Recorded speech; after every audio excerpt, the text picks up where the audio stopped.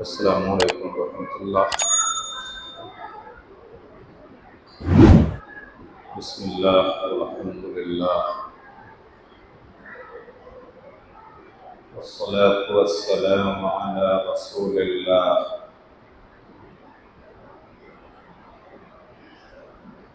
اعوذ باللہ من الشیطان الرجیم، بسم اللہ الرحمن الرحیم۔ ربنا إننا سمعنا مناديا ينادي للإيمان أن آمنوا بربكم فآمنا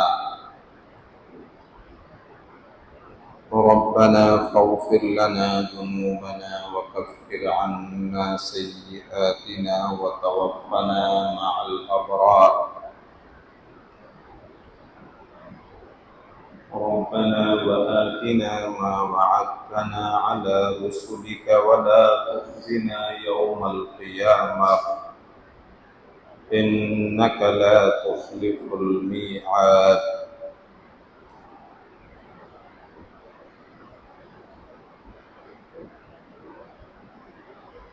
سورہ آل عمران میں 20 رکوع اور 200 آیات، یہ آخری رکوع کی آیتیں ہیں۔ پچھلے ہفتے 3 آیتیں سنائی گئی تھی اور آج 2 آیتیں پڑھی ہیں۔ اس رکوع کے شروع میں اللہ رب العالمین نے پہلی آیت میں، اس رکوع کی پہلی آیت میں عقل مندوں کی کچھ پہچان بتائی ہے اور ان کے کچھ کام گنائے ہیں۔ اولو الالباب، عقل والے، نظام کائنات، آسمان و زمین کی تخلیق و پیدائش، رات اور دن کا بدل بدل کر آنا جانا، رات کا کبھی چھوٹی اور دن کا لمبا ہونا اور کبھی دن کا چھوٹا اور رات کا لمبی ہونا، اس سسٹم پر اللہ تعالیٰ نے غور کرنے کی دعوت دی۔ غور وہی لوگ کرتے ہیں جو عقل رکھتے ہیں۔ پھر ان کے کام بتائے کہ وہ ہر حال میں اللہ کو یاد رکھتے ہیں، کھڑے کھڑے، بیٹھے بیٹھے، لیٹے لیٹے، چلتے پھرتے، ہر وقت۔ پھر وہ غور کر کے اس نتیجے پر پہنچتے ہیں کہ بے اختیار ہو کر کے اللہ سے دعا کرنے لگتے ہیں کہ اللہ ان ساری چیزوں کو تو نے یوں ہی بے مقصد نہیں پیدا کیا ہے، بس ہمیں جہنم کے عذاب سے بچا لے، کیونکہ جہنم میں چلے جانا یہ سب سے بڑی رسوائی ہے۔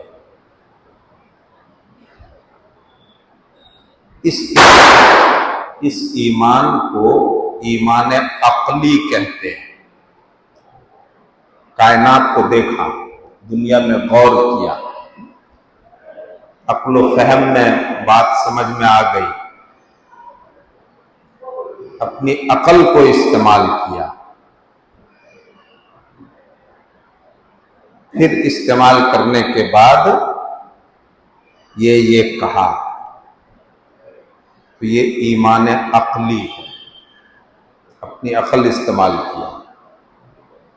3 آیتوں میں اس کا بیان ہے۔ اس کے بعد ابھی جو آیت پڑھی گئی، ربنا اننا سمعنا، ہم نے سنا، یہ ایمان سماعی ہے، سن کر کے مانا۔ رسول اللہ نے اب لوگوں کو سنایا، صحابہ نے بعد کے لوگوں کو سنایا، بعد کے لوگوں نے اس کے بعد کے لوگوں کو سنایا اور مانا، تو یہ ایمان سماعی۔ جو سمعنا سے شروع ہے، ربنا اننا سمعنا، کہ ہمارے پروردگار ہم نے سنا کہ ایک پکارنے والا پکار رہا ہے ایمان لانے کے لیے. یہ پکارنے والے نبی،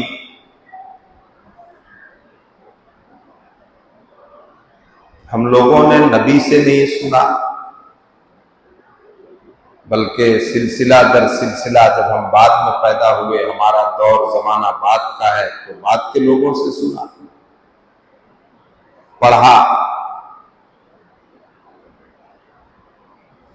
وہ ندا لگانے والا منادی آواز لگا رہا ہے ان آمنوا بربکم، کہ لوگوں ایمان لاؤ اپنے رب پر.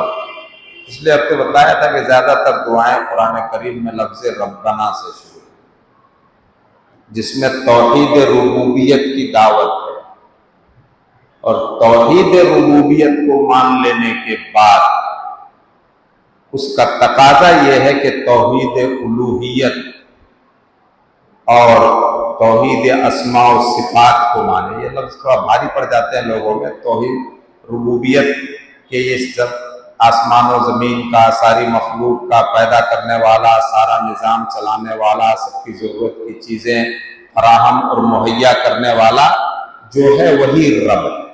اسی کو کہتے ہیں توحید ربوبیت.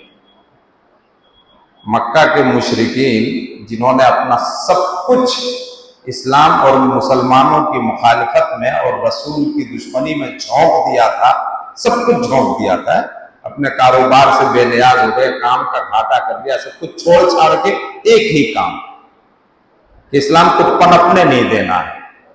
ایک ہی کام رہ گیا تھا ان کا، بس مسلمانوں کو چین کی سانس نہیں لینے دینا ہے. وہ بھی توحید ربوبیت کو مانتے تھے، جو اسلام کے اتنے بڑے دشمن تھے. تو توحید ربوبیت کو ماننے کا تقاضا یہ ہے کہ توحید الوہیت، کہ ساری عبادتیں صرف اور صرف کس کے لیے؟ اللہ کے لیے. توحید الوہیت اس کو مانو. جب اس کو مان لیا تو اس کے بعد پھر اسماء و صفات، جس طرح سے اللہ کی ذات میں عبادت میں کوئی شریک نہیں، اسی طرح سے اس کی صفتوں میں اس کا کوئی شریک نہیں. اس کی صفتیں ہمیشہ ہمیش کے لیے اسی کے لیے، اس میں تعویل نہیں کرنا ہے، کچھ تحریف نہیں کرنا ہے. اس کو مانو. اس لیے قرآن کریم میں زیادہ تر دعائیں کس سے شروع ہیں؟ لفظ ربنا سے، جس میں توحید ربوبیت کی دعوت اور توحید ربوبیت کا اقرار بھی ہے. تو اس ندا لگانے والے نے، نبی نے کیا، کس بات کی آواز لگائی؟ ان آمنوا بربکم، اپنے رب پر ایمان لاؤ، اپنے رب پر ایمان لاؤ. فآمنا، تو اللہ نے جن کو عقل مند کہا ہے فآمنا، ان کی پہچان یہ ہے کہ انہوں نے کہہ دیا ہم ایمان لا چکے. بس ہم مانتے ہیں، رسول جو کچھ کہہ رہے ہیں ہم اس کو مانتے ہیں. اس ماننے کے نتیجے اور صلے میں اے اللہ، اے ہمارے رب، ہم تجھ سے ایک ہی چیز مانگتے ہیں. ہم نے رسول کی صدا اور پکار پر لبیک کہتے ہوئے آمنا، ایمان لیا ہے. اب ہماری درخواست یہ ہے، ربنا فاغفر لنا ذنوبنا. ایمان کے صلے میں ہمیں یہی چاہیے بس، کہ ہمارے پروردگار بخش، ہمارے گناہوں کو بخش. وَكَفِّرْ عَنَّا سَيِّئَاتِنَا، اور ہماری برائیوں کو ہم سے مٹا دے اور دور کر دے. دور کر دے برائیوں اور گناہوں سے ہم کو دھو کر کے پاک و صاف کر دے.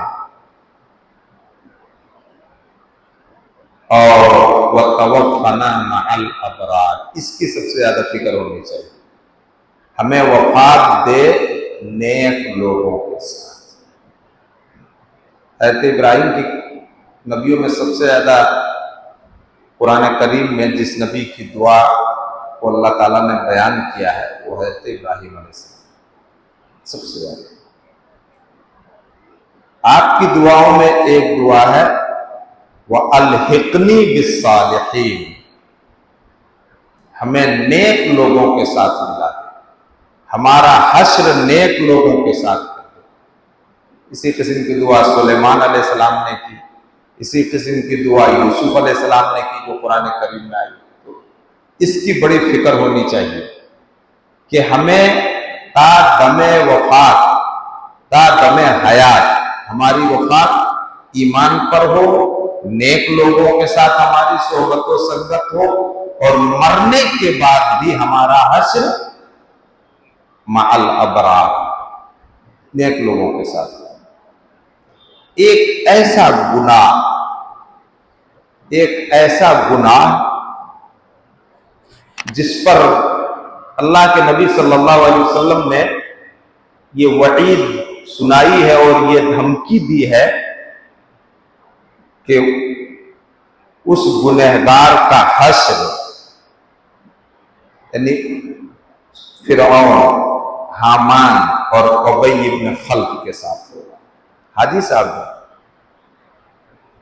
تعاون بھی دیتے ہیں، مسجدوں کو چندہ بھی دیتے ہیں، زکوٰۃ کے نام پر بھی کچھ دے دیتے ہیں، اور سوشل ورکر ہیں، سماجی کام کرتے ہیں، لوگوں کا بڑا دھیان رکھتے ہیں، لیکن ایک گناہ کرتے ہیں،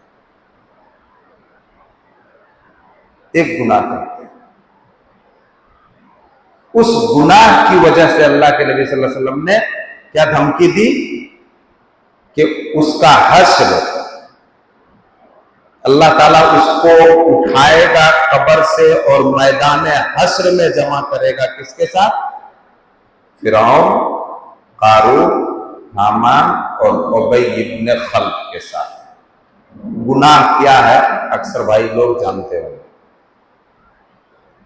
کیا ہے؟ بولیے کون سا گناہ ہے؟ نماز چھوڑنا۔ کیا چھوڑنا؟ نماز چھوڑنا۔ بہت سنگین گناہ ہے، بہت سنگین جرم ہے۔ تو اس کی فکر ہونی چاہیے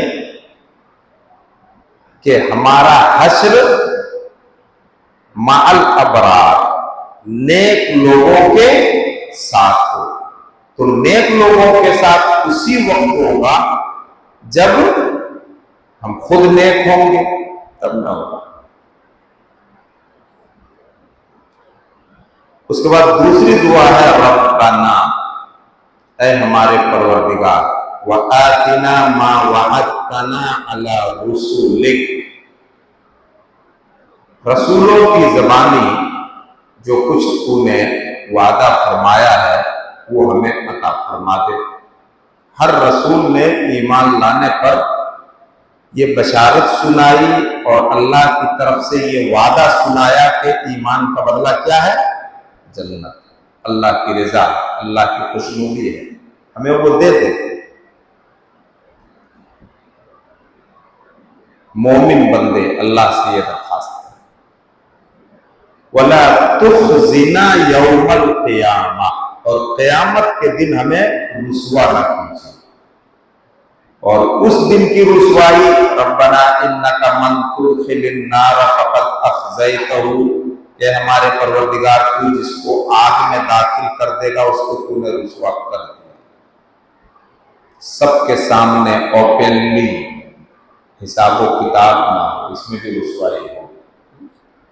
جو دوسرے کے عیب کو چھپاتا ہے، حدیث میں اللہ کے نبی نے فرمایا اللہ تعالیٰ قیامت کے دن اس کے عیب اور اس کی کمیوں پر پردہ ڈال دے گا۔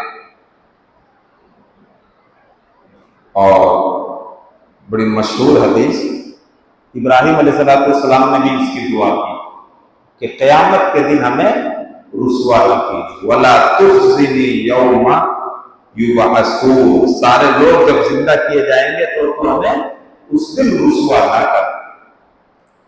حضرت ابراہیم کا باپ آزر سب کے سامنے بری حالت میں لایا جائے گا سب کے سامنے اس کا مواخذہ اور پکڑ ہوگی، حساب و کتاب ہوگا۔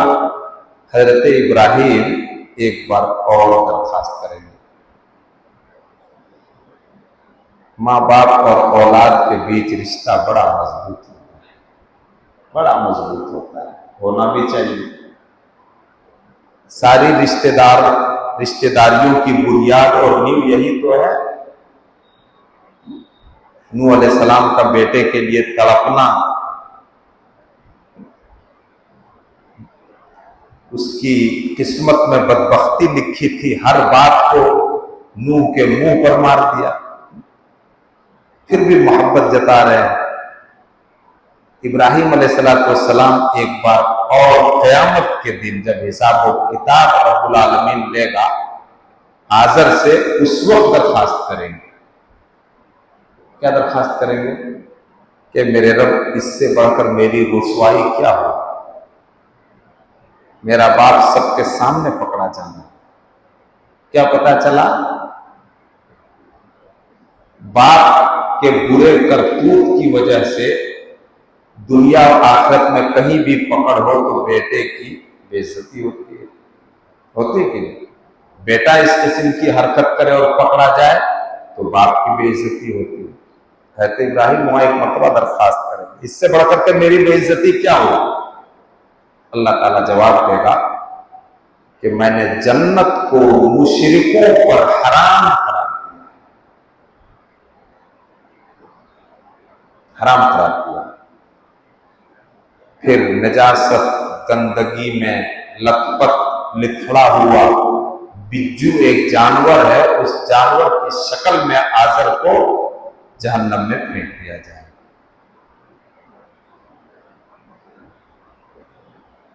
یہی وہ آرزو اور تمنا ہے جو جنت کے اندر پوری نہیں ہوگی۔ یہ کبھی کبھی بیان میں آ جاتا ہے، سورہ طور میں آیت، اگر کوئی اپنی بدعملی کی وجہ سے جہنم میں چلا گیا اور اس کے پریوار کے لوگ جنت میں ہیں تو پریوار کے لوگوں کی تلاش ہونا بھی ہوگی، اپنے پریوار والوں، فیملی ممبرس۔ یہ آرزو پوری نہیں ہوگی، اس کے لیے ایمان اور عمل ضروری ہے۔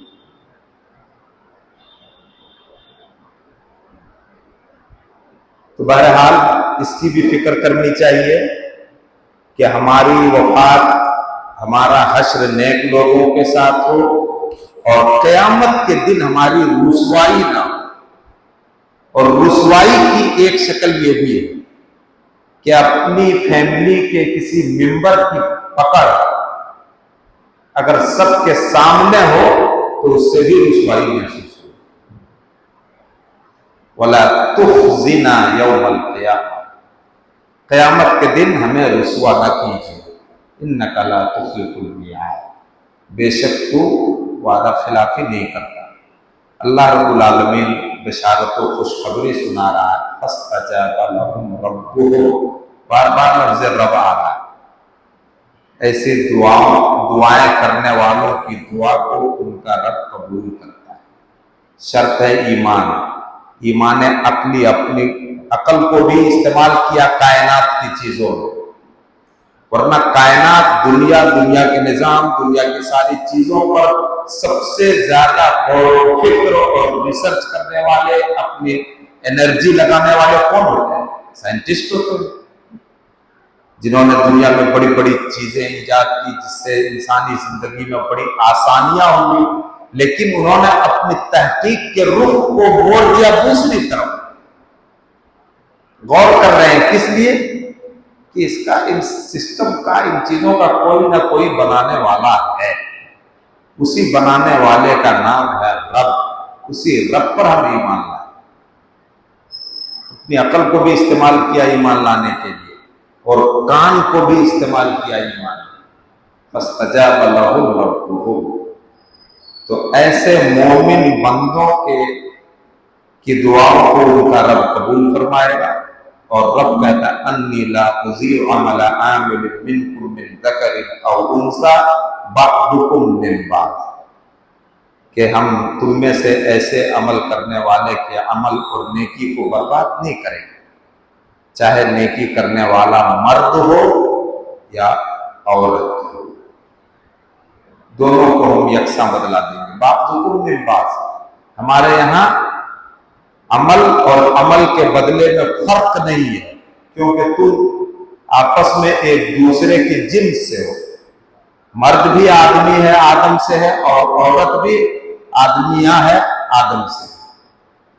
ہم کسی کے اجر کو ضائع نہیں کریں گے، چاہے وہ مرد ہو یا عورت۔ اس کے بعد دوسرا ٹکڑا کہہ لیجئے اس آیت کا جو 195 نمبر ہے، دوسرا سینٹینس، یہ ہجرت کے تعلق سے ہے کہ جنہوں نے ہجرتیں کی، ایمان کے لیے اپنے گھروں سے نکالے گئے، سب کچھ چھوڑ دیا، ستائے گئے، ہماری راہ میں انہوں نے قتال و جہاد کیا، پھر مارے گئے، ان کی ساری برائیوں کو ہم مٹا دیں گے اور ان کو ایسے باغات میں داخل کریں گے جن کے نیچے نہریں بہہ رہی ہیں، اللہ کی طرف سے ثواب اور بدلے کے طور پر، اور اللہ کے پاس بہترین بدلہ ہے، اور وہ بہترین بدلہ کیا ہے؟ جنت اور رب کائنات کی ذات کی دیدار اور رضامندی۔ اللہ تعالیٰ اپنے فضل و کرم سے ہم گنہگاروں کو انہی خوش نصیبوں میں شامل فرما لے۔ اور پچھلے ہفتے یہ بتایا تھا کہ اس میں کتنے 10 آیتیں ہیں، آخری رکوع میں اللہ کے رسول صلی اللہ علیہ وسلم تہجد کی نماز کے لیے جب جاگتے تھے تو پھر ان آیتوں کو پہلے پڑھتے، جاگ کر کے پڑھ لیتے تھے، اس کے بعد تہجد کی نماز سے باہر پڑھتے تھے ان 10 آیتوں کو، سورہ آل عمران کی پڑھنا چاہیے، یاد کرنا چاہیے، اور اس میں جو دعائیں ہیں لفظ ربنا سے شروع ہیں ان کو یاد کرنا چاہیے۔ اللہ تعالی ہم سب کو عمل کی توفیق دے۔ سبحانک اللہم وبحمدک، اشہد ان لا الہ الا انت، استغفرک واتوب الیک، وصلی اللہ علی نبینا